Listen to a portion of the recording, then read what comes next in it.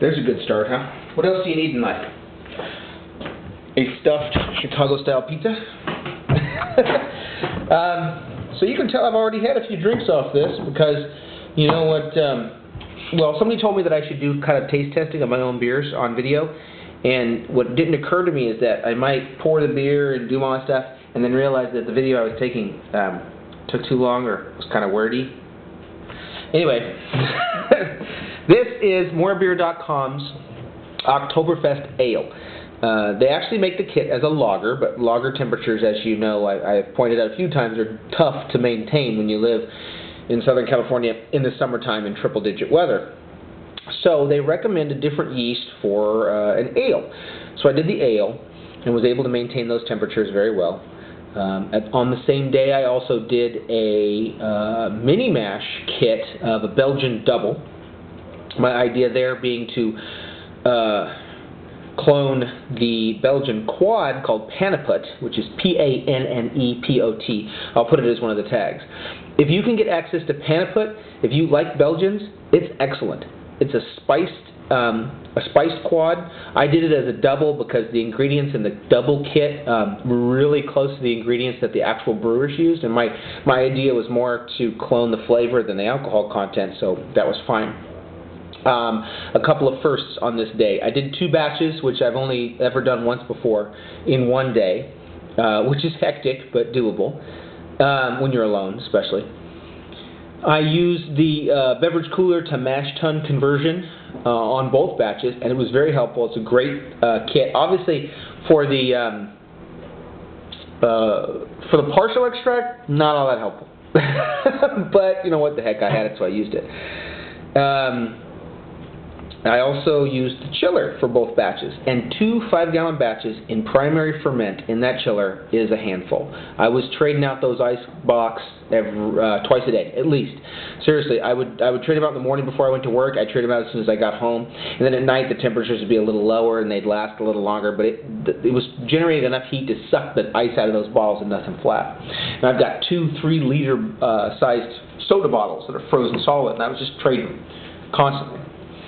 But once the primary ferment was done, it was really easy. I went ahead and I was doing it about every morning, and there'd be some ice left in the bottles every time I traded them, more or less, depending on how the weather was that day. We've had some mild days, so. But what did I do? The Pannepot's off to itself. If you can get your hands on it, there's a liquor store here, for those of us who live here in Southern California, the liquor store in Orange County called High Times, and I think it's H-I-T-I-M-E-S. Which is somewhere about 15 minutes south of IKEA, because my wife drove and I don't remember exactly where we went. They have Pannepot. Call ahead. If they don't have it, see if they'll order you some. It's excellent. If you're a Belgian fan, it's excellent, excellent stuff. And I made this a double that was a clone of it, and I'm considering it the best beer I've ever made. My best friend considers this Octoberfest the best beer I ever made. I don't really agree with him, but I couldn't tell you why. Couldn't tell you what's wrong with it, but I really prefer the Pannepot. We're really malt fans here in this house.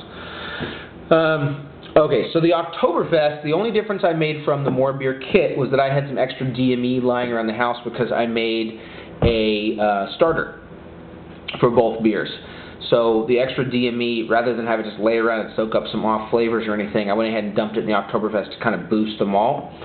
I think the only other thing I would do, having had a few of these now, is use DME as a priming sugar instead of corn sugar. Corn sugar is much easier. It's much more water soluble. It's easier to work with. But I'm thinking next time I do this, which hopefully will be soon, I'm going to try DME as a priming sugar because it's supposed to increase the mouthfeel. So what I came out with was these things come out of the chiller crystal clear, really great, and I'm still getting a little chill haze when I get them down, you know, real cold. Of course, the head's died off now because, you know, this is the second take. But a really good head, which is good for me because I usually have very poor head retention.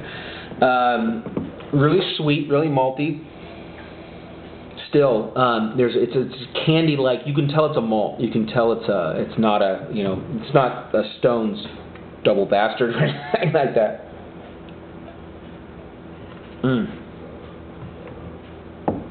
So you get a bite on the edges of your tongue where the hops do their work, but in the middle you get a sweet. I think it's a very well-balanced beer.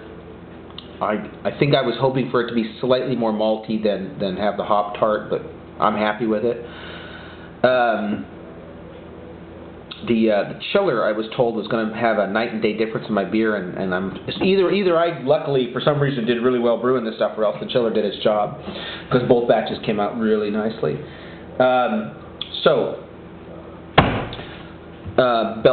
Belgian morebeer.com's Octoberfest ale.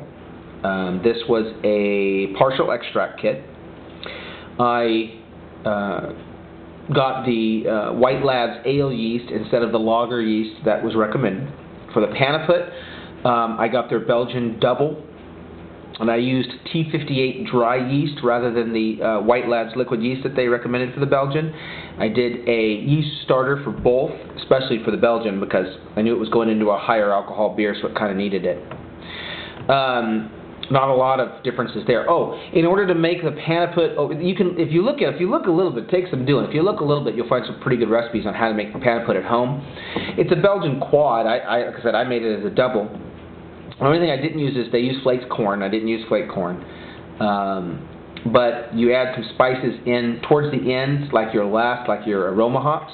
You're also going to toss in some sweet orange peel and cinnamon, that kind of thing. I just tossed them in with the aroma hops and let them go for about 5 minutes. Came out excellent. I'm a big fan of Belgians in any case. And the Octoberfest, I think, with a little more aging, is going to be really good. So, although my anniversary is in late September, I think most people expect Oktoberfest celebrations to be in October. So I'm going to age the rest of it and wait for that, see if we can get some people over.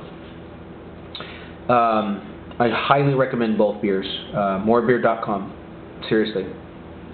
Get their kits and try them out. It's great stuff. I used, like I said, the chiller and the mash tun that I made, and great. Came out nice, really handy. The chiller's a little bit of work, but it's totally worth it. Totally worth it. This stuff's excellent. Copper. You know how I love the color. Copper's perfect, like a new copper. Almost a red. So.